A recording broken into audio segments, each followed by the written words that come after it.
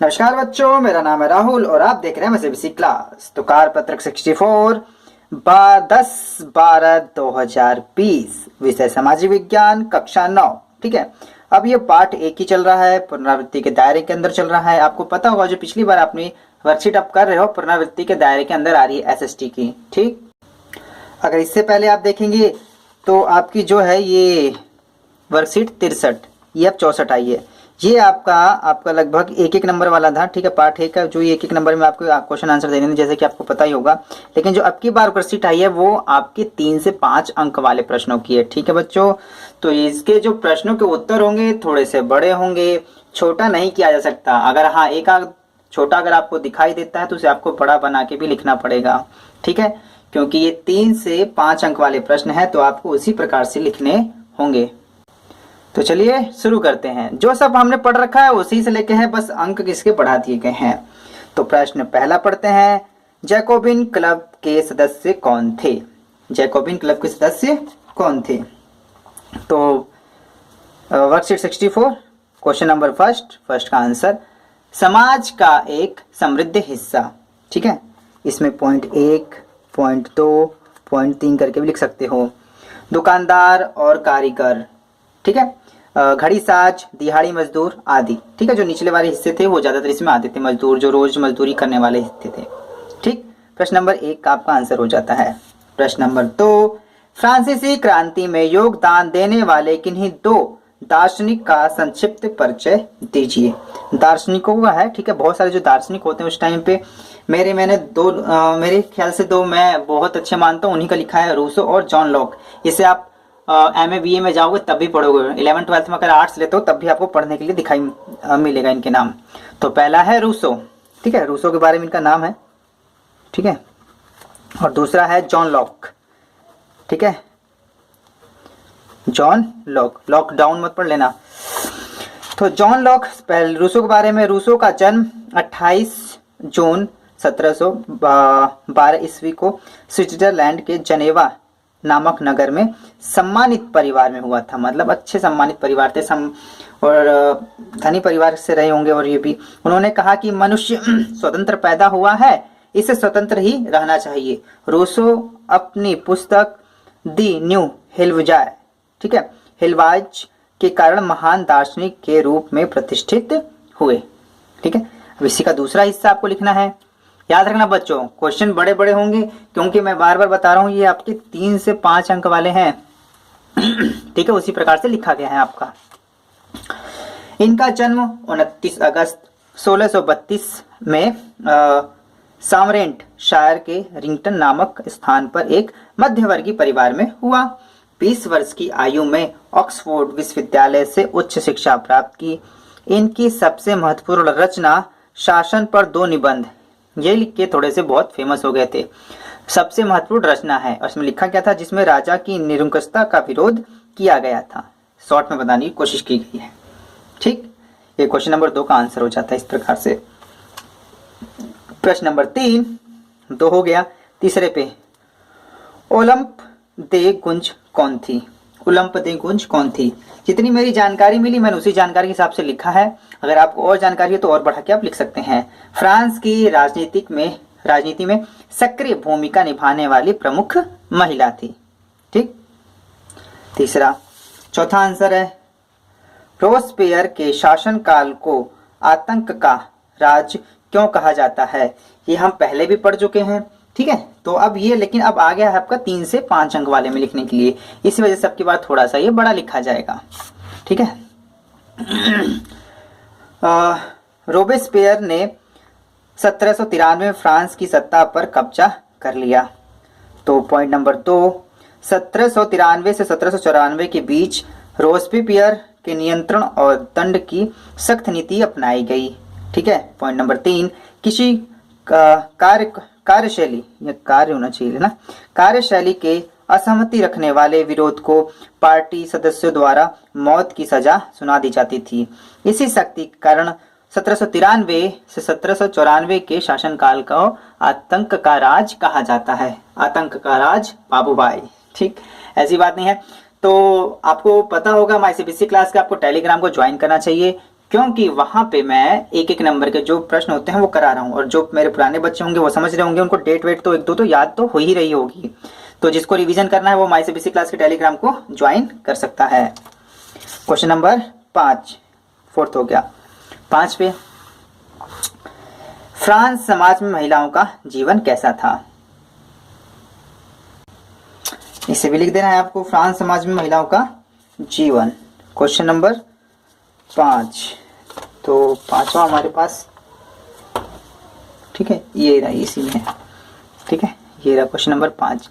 जीविका निर्वाह के लिए काम करना पड़ता था, बाजारों में सामान बेचना था, ठीक है, संपन्न घरों में नौकरी करती थी, अपने परिवार का पालन पोषण करना, ठीक है, मजदूरी पुरुषों से कम थी। और जैसे मैंने आपको पहले ही बताया था, ठीक है, फ्रांस की क्रांति वाले अगर वर्कशीट पढ़ेंगे तो उसमें मैंने इसमें और डिटेल्स में बता रखा है। तो ये फिलहाल क्वेश्चन आंसर में चल रहा है, तो क्वेश्चन आंसर को यहीं समाप्त करते हैं। क्वेश्चन नंबर 5 यहाँ पे हो गया। क्वेश्चन नंबर 6 पे चलते हैं।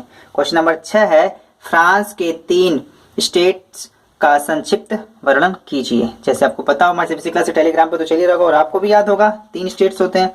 तो क्वेश्चन नंबर 6 का मैंने इस प्रकार से लिखा है, प्रथम, द्वितीय, तृतीय। प्रथम स्टेट्स में क्या था?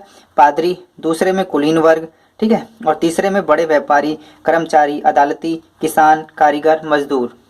और इसमें बना के लिख दिया, जन्म से कुछ विशेषाधिकार थे दोनों को, पादरी वर्ग को, कुलीन वर्ग को, प्रथम स्टेट और द्वितीय स्टेट को कुछ जन्म से विशेषाधिकार थे, और इन्हें इस वर्ग के लोगों से कर या टैक्स वसूला जाता था।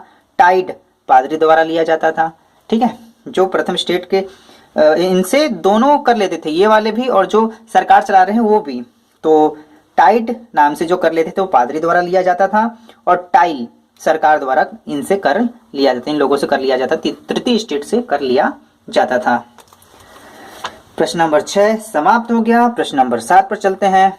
तो लिखने में बहुत टाइम लगा है बच्चों, मैंने भी लिखा है, हाथ थक जाते हैं लिखते लिखते, और प्यारे बच्चे आपको भी अब की बार लिखना पड़ेगा थोड़ा सा ज्यादा। दुनिया के लिए फ्रांसीसी क्रांति का क्या महत्व है? दुनिया के लिए फ्रांसीसी क्रांति का क्या महत्व है? मैंने इसके पॉइंट लिख दिए हैं, ठीक है, 5 पॉइंट अच्छे से लिखे हैं। इसे आप और एक्सप्लेनेशन करके आगे बढ़ा के लिख सकते हैं। पॉइंट टू पॉइंट लिखे मैंने। स्वतंत्रता का विचार, समानता का सिद्धांत, बंधुत्व की भावना, प्रजातांत्रिक विचार और सामंतवाद का अंत, ठीक है। क्वेश्चन नंबर 7 का, इसे आपको लग रहा अगर छोटा है तो इसे आप इसके अंदर स्वतंत्रता का विचार के ऊपर कुछ पॉइंट्स लिख सकते हैं, समानता का सिद्धांत के ऊपर लिख सकते हैं, जो कि हम पिछले भी वर्कशीट में करते हुए आ रहे थे। क्वेश्चन नंबर 7 से आगे क्वेश्चन नंबर 8 पे, फ्रांसीसी क्रांति के क्या कारण थे? फ्रांसीसी क्रांति के क्या कारण थे? तो पढ़ते हैं क्वेश्चन नंबर 8 का। फ्रांसीसी क्रांति तो कई सारे कारण थे, लेकिन यहाँ पे मैंने जो लिखा है इससे भी आप लिख सकते हैं। फ्रांस की क्रांति का महत्वपूर्ण कारण सामाजिक असमानता थी। मेंडेलिन के अनुसार 1789 ईस्वी की क्रांति का विद्रोह तानाशाही से अधिक समानता के प्रति था। मतलब तानाशाह तो था, उसके प्रति भी था, लेकिन असमानता को लेके ज्यादा लोग जनता भड़की हुई थी, इस वजह से समानता के प्रति थी। फ्रांस की क्रांति के समय फ्रांस में समाज में अत्यधिक असमानता व्याप्त थी। और पॉइंट को छोड़ करके यहाँ पे लिख दिया मैंने, ठीक है, इसे आप रोक के भी लिख सकते हैं, वीडियो को रोक देता हूँ, ठीक। आगे है आपका, समाज में कुलीन वर्ग और पादरी को विशेषाधिकार प्राप्त था। लगभग 60% जमीन पर कुलीन, चर्च और तीसरे स्टेट के अमीरों का अधिकार था, ठीक है। तो ज्यादा वहां पे व्यवस्था जो थी असमानता की थी, इसी वजह से वहां की जो जनता भड़की हुई थी ज्यादातर असमानता को लेकर था। 8 के बाद क्वेश्चन नंबर 9 पे आ जाते हैं। क्वेश्चन नंबर 9, लुई 16वां के राज्यारोहण के समय फ्रांस की आर्थिक स्थिति कैसी थी? ठीक है, ये हम पहले भी कर चुके हैं, इसे हम दोबारा कर लेते हैं। क्वेश्चन नंबर 9, राजकोष का खाली होना, ठीक है, हाथ नहीं लगा रहा मैं, उसे आप स्क्रीनशॉट अच्छे से ले सकते हैं, वीडियो को रोक भी सकते हैं। राजकोष का खाली होना, दूसरा युद्धों के कारण वित्तीय संसाधनों का नष्ट होना, शान शौकत के लिए फिजूली खर्च, इन्होंने शासन शौकत के लिए काफी फजूल खर्च करा दिए थे इन्होंने टशन दिखाने के चक्कर में। 10 अरब लिवरों से अधिक का कर्ज। याद है ना, मैंने माई सीबीएसई क्लास का टेलीग्राम से जुड़े होंगे तो आपको पता होगा, लिवरो वहाँ की जो करेंसी होती है, उस मुद्रा का नाम, हिंदी में मुद्रा, इंग्लिश में करेंसी। जैसे यहाँ पे रुपया और बांग्लादेश में टका, ठीक है, कहीं पे युआन, ठीक है, कहीं पे डॉलर, कहीं पे, ठीक है, डॉलर, रुपया, रुपया है या डॉलर या पाउंड, पाउंड वाउंड भी चलता रहता है, तो वहाँ पे लिवरो चलता था। 5वां है सरकार से कर्जदाता की ब्याज की मांग। ठीक है, सरकार से कर्जदाता की ब्याज की मांग के कारण भी राजकोष खाली हो चुका था। तो आगे चलते हैं क्वेश्चन नंबर 10 पर।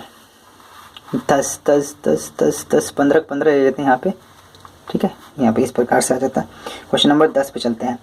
फ्रांस में डायरेक्टरी का शासन क्या था? पिछली वाली वर्कशीट में आया था, इस वाले भी वर्कशीट में आया था, ठीक है।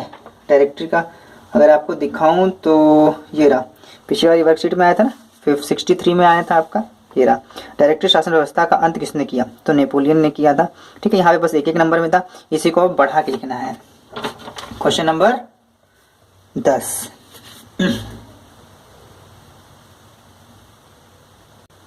तो शासन के बारे में बताना है, तो ये लीजिए प्रश्न नंबर 10। जैकोबिन सरकार के पतन के बाद मध्य वर्ग के समृद्ध, जो मध्य वर्ग के अमीर लोग थे, वर्ग के पास सत्ता वापस आ गई। नए संविधान लागू करवाया गया। इस संविधान में 2 चुनी गई विधान परिषदों की व्यवस्था थी। इस परिषदों में 5 सदस्य वाली एक कार्यपालिका डायरेक्टरी को नियुक्त किया गया था, ठीक। और जब फ्रांस क्रांति पढ़ाया जा रहा था, तो उसमें यह भी बताया गया था कि वो नए नए आए थे, चलाने लायक नहीं थे और काफी भ्रष्ट लोग थे, जिससे कि ये इनकी जो डायरेक्टरी व्यवस्था थी बाद में खराब भी हो गई। बाद में नेपोलियन ने आके इस पर कब्जा भी कर लिया था। चलो, ये बात की बात है। अब आगे आते हैं प्रश्न नंबर 11 पे। 100 कुलांत कौन थे? ठीक है, तो ये आपके लिए थोड़ा सा नया होगा, क्योंकि ये वर्कशीट के दायरे में नहीं पढ़ाया गया था, ये टॉपिक नहीं पढ़ाया गया था, लेकिन पढ़ाया गया था, ये टॉपिक नहीं आया था। तो आप इस प्रकार से लिखेंगे, 100 कुलांत जैकोबिन को कहा जाता था, ठीक है। जो जैकोबिन क्लब आपने सुना था ना, जो क्लब में होते थे उसे ही 100 कुलांत कहा जाता। जैकोबिन क्लब, कुछ याद आ रहा है शब्द? कहा जाता था। इसका अर्थ है बिना घुटने वाले। जैकोबिन के लोग धारीदार लंबे पतलून पहनते थे। यह उन्हें कुलीन से अलग करने के लिए किया गया, ताकि वो कुलीन से, जो कुलीन वर्ग थे, उनसे अलग दिखाई दे। 100 कुलांत मर्द लाल रंग की टोपी धारण करते थे, जो आजादी का प्रतीक था, ठीक है। इस प्रकार से इसे आप लिख सकते हैं आसानी से, ठीक। तो प्रश्न नंबर 12 पर चलते हैं। राजतंत्र और गणतंत्र सरकार में क्या प्रमुख अंतर है? तो सीधी सी बात है, एक राजतंत्र में जो होता है राजा का अधिकार होगा, ठीक है। प्रश्न नंबर 12, राजतंत्र सरकार के, ब्लर तो नहीं हो रहा बच्चों, एक बार देख लेता हूं मैं अच्छे से, ठीक है, ब्लर नहीं हो रहा है। राजतंत्र सरकार में राजा महाराजाओं द्वारा शासन किया जाता है, जहां सत्ता पर एकाधिकार होता है। जनता कोई भी निर्णय नहीं ले सकती, जनता का अधिकार नहीं होता, ना ही स्वतंत्रता का अधिकार होता। मतलब निर्णय लेने की क्षमता जो होती है, शक्ति होती है, वो जनता के पास नहीं होती। वहीं गणतंत्र की बात करें, गणतंत्र या प्रजातंत्र में सत्ता पर जनता का अधिकार होता है, वो अपने प्रतिनिधि चुनता है, ठीक है। जो पावर होती है वो जनता के पास होती है। लोकतंत्र वाले हमने वर्कशीट में भी ये पढ़ चुके हैं। प्रश्न नंबर 13 पे आते हैं। 18वीं सदी में फ्रांस में दास प्रथा की क्या स्थिति थी? इसका अंत किस प्रकार हुआ? ठीक है, तो 18वीं शताब्दी में फ्रांस में दास प्रथा रही। नेशनल असेंबली में काफी लंबी बहस हुई कि व्यक्ति के मूलभूत अधिकार उपनिवेश में रहने वाले प्रजा के साथ फ्रांसीसी प्रजा को ठीक है, प्रजा को प्रदान किया जाए। दास प्रथा का उन्मूलन जैकोबिन शासन के क्रांतिकारी सामाजिक सुधारों में से एक था। सन 1794 के कन्वेंशन ने फ्रांसीसी उपनिवेशों में सभी दासों की मुक्ति का कानून पारित किया, ठीक है। तो 1794 पूरी तरह से दास प्रथा खत्म कर दिया गया था। बाद में और भी काम हुए थे। चलिए प्रश्न नंबर 14 पर आ जाते हैं। लुई 16वां के अंत के बाद फ्रांस एक संवैधानिक राजतंत्र कब और किस प्रकार बना? प्रश्न नंबर 14। तो 14 का आंसर इस प्रकार है। 1799 में नेपोलियन प्रथम ने डायरेक्टरी के शासन का अंत किया। जैसे कि आपको पता होगा, थोड़ी देर पहले लिंक करा दूं, तो डायरेक्टरी जो शासन थी अभी पूछा गया था कौन से प्रश्न में, ठीक है। तो प्रश्न नंबर 10 ये रहा, डायरेक्टरी शासन। तो इसी को इसने अंत कर दिया था, किसने? नेपोलियन ने, क्योंकि कमजोर थी, भ्रष्टाचार थे, सत्ता पर कब्जा नहीं था, नेपोलियन का उतना सेना में इसका पावरफुल था, तो लोग इसे पसंद भी करने लगे। तो धीरे धीरे इसने क्या किया, 1799 नेपोलियन प्रथम ने डायरेक्टरी के शासन का अंत किया और फ्रांस का प्रथम काउंसलर बना। और 1804 ईस्वी में उसने अपने को सम्राट घोषित कर दिया और इस तरह नेपोलियन के साम्राज्यवादी शासन की शुरुआत हुई। ठीक, प्रश्न नंबर 14 हो चुका है, 15 पर आ जाते हैं। फ्रांस की राजनीति में नेपोलियन बोनापोर्ट की मुख्य भूमिका लिखिए। नेपोलियन बोनापोर्ट, अरे इस नेपोलियन का पूरा नाम देखो यहाँ पे आ गया नेपोलियन बोनापार्ट की भूमिका लिखिए। इस नेपोलियन ही है, चाबी से आगे से ढक लीजिए, नेपोलियन की भूमिका के बारे में लिखिए। तो इसकी नेपोलियन की भूमिका के बारे में मैंने बहुत अच्छी तरह से लिखा है। इसके वर्कशीट में आपको पिछली ही वर्कशीट में दिया गया था, वही वाली वर्कशीट में मैंने की है। अगर आप वर्कशीट 53 देखेंगे, ठीक है, वर्कशीट 53 अगर आप मैं अंत में जाके दूंगा तो आपको पता चलेगा कि काफी अच्छे से वहां पे बताया गया है इस। तो पढ़ते हैं इसका प्रश्न का उत्तर। नेपोलियन द्वारा नेपोलियन कोड, नेपोलियन संहिता को 1804 में फ्रांस में लागू किया गया। और खास बात यह है, यहीं से तो इसे अंडरलाइन भी कर सकते हैं, नेपोलियन ने खुद कहा था कि मेरा वास्तविक गौरव मेरी 40 युद्धों की विजय में नहीं है, मेरी विधि संहिता ही, विधि संहिता मतलब नेपोलियन कोड, यहाँ पे दोनों चीजें ऐड हो जाएंगी, ऐसी है जो कभी ना मिट सकेगी और चिर स्थायी सिद्ध होगी। तो ये मेन पॉइंट था। अब इसके बारे में इसने क्या क्या कहा था वो पॉइंट आपको मैं दिखा देता हूँ।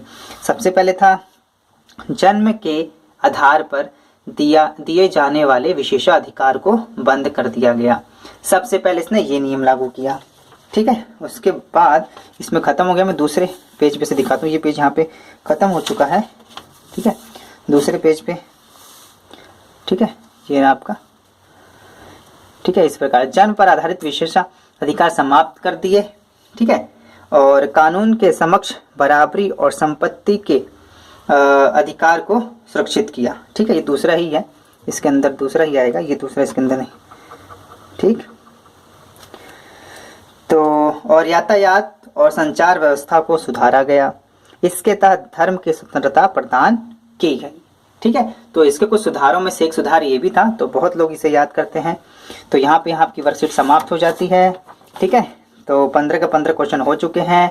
जो ये आप वर्कशीट देख रहे थे वो वर्कशीट नंबर 64 थी और 3 से 5 अंक वाले प्रश्न के उत्तर थे। तो हमारे CBSE क्लास की इस वीडियो को देखने के लिए धन्यवाद। जय हिंद, जय भारत।